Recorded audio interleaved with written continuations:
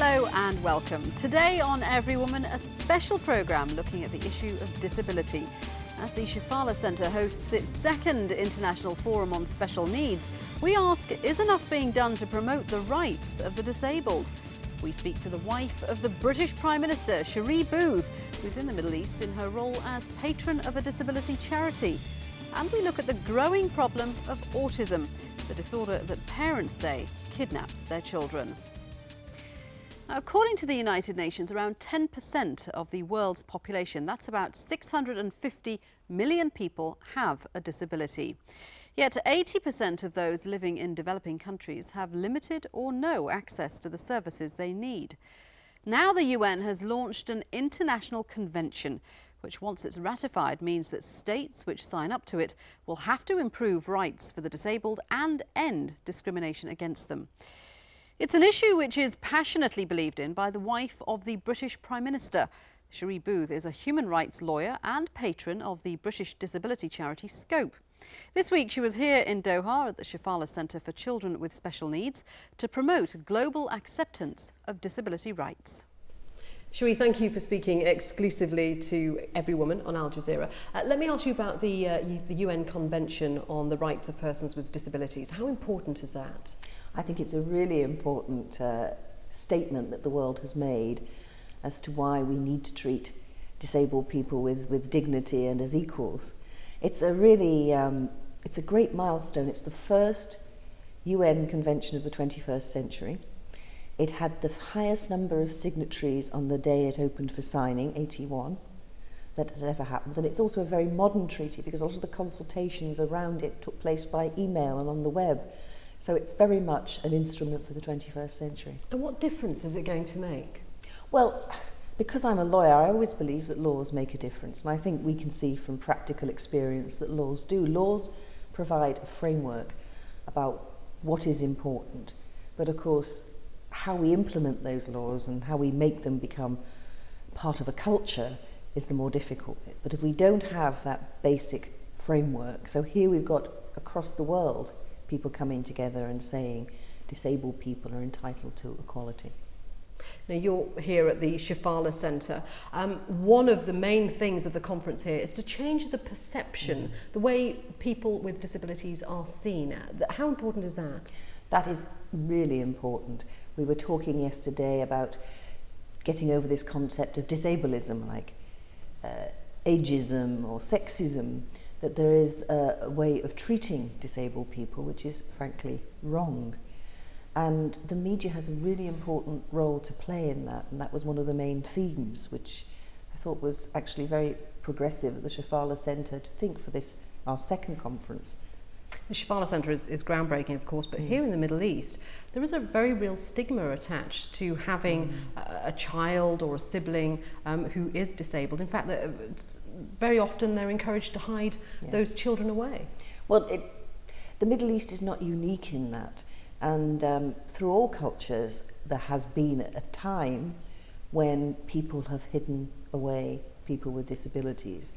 But many cultures have gone through that, and we went through that in the United Kingdom ourselves and have gradually realised that we have to concentrate on what people can do and not what they can't do. Yes, but stigma is clearly a real issue, and it's something which is why, of course, it's attached to this idea of disableism and everything else. And the stigma, I don't know if it's your perception, seems to affect women in a worse way than men because, of course, especially in the Middle East, women are expected to get married, they're expected to have children. If they're associated with disability in their family, that becomes much harder for them.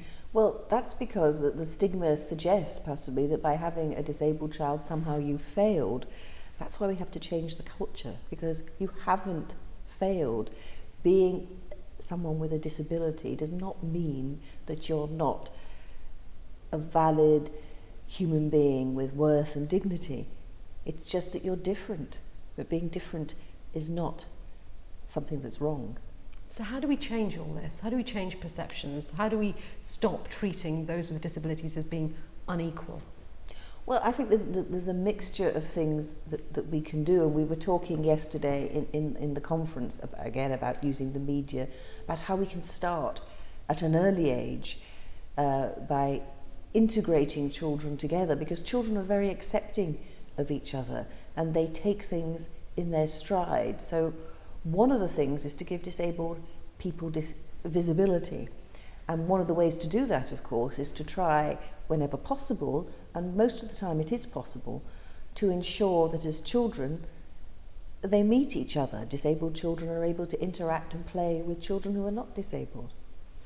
You're obviously very passionate about this. I know it features a lot in your life and the projects and the work that you undertake. How important is it to educate people and remove laws that perhaps discriminate against those who have disabilities?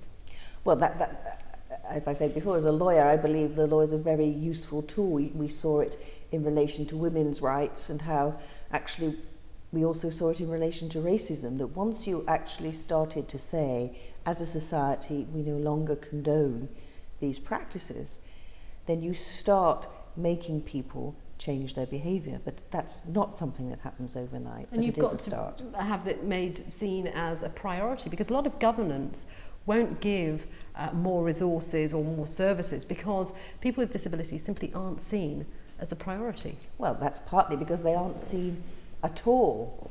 And one of the things about, I was here wearing a hat as patron of Scope, and we were telling the story of Scope, which started in the 1950s when parents of children with cerebral palsy, who were basically told in the UK in those days that their children were ineducable, decided we don't accept that our children have a right to be educated and have a right to go as far as they are able to go. And of course we know people in wheelchairs, people with cerebral palsy.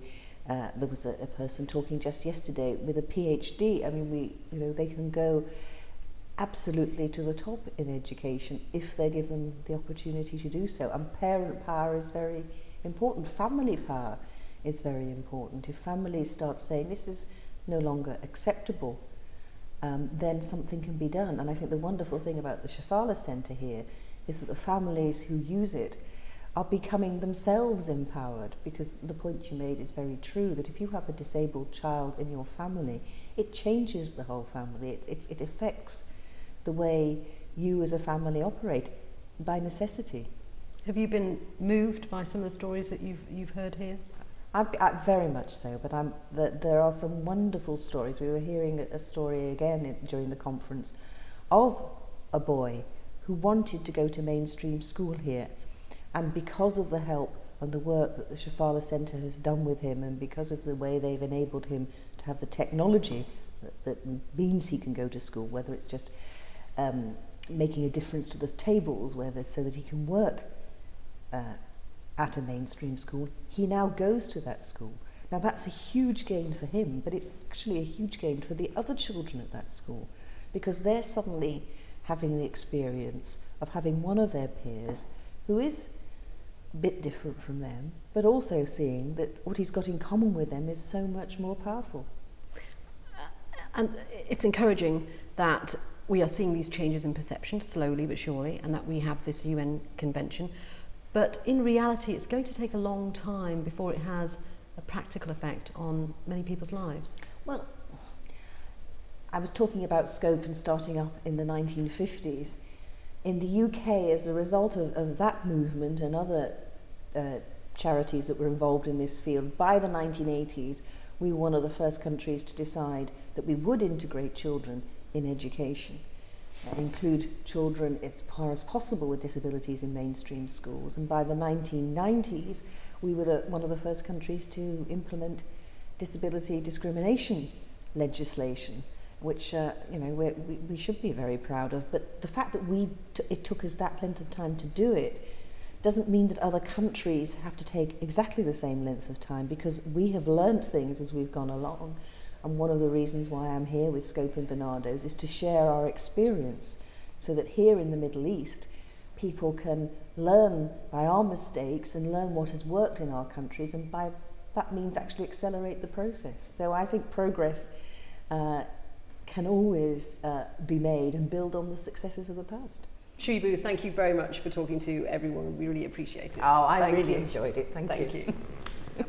Now, one condition that took up a major part of the conference here in Doha is autism.